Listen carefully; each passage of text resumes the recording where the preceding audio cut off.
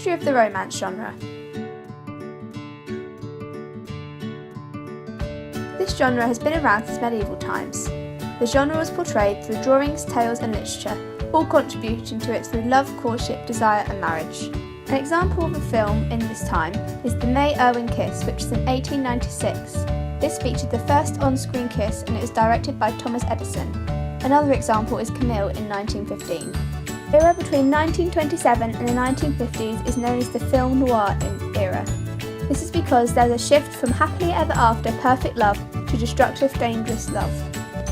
An example of this is Casablanca in 1942, The Postman Always Rings Twice in 1946. The 1950s is where romantic comedies came into fashion. For example, Pillow Talk in 1959, Lover Come Back in 1961. This contrasts to the film noir era because it provides a squeaky clean feel and formulaic feel-good plots. In the 1960s and 70s, there was a movement to a more avant-garde cinema and bizarre on-screen coupling. For example, West Side Story in 1961 was a modern-day adaptation of Romeo and Juliet.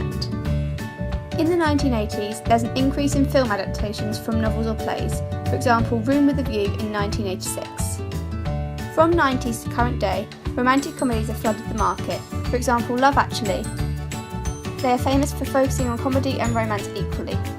There is a greater diversity of romance films than ever currently, whether it be an unusual narrative structure. For example, 500 Days of Summer, or unusual coupling, for example, Brokeback Mountain, with a portrayal of homosexual love.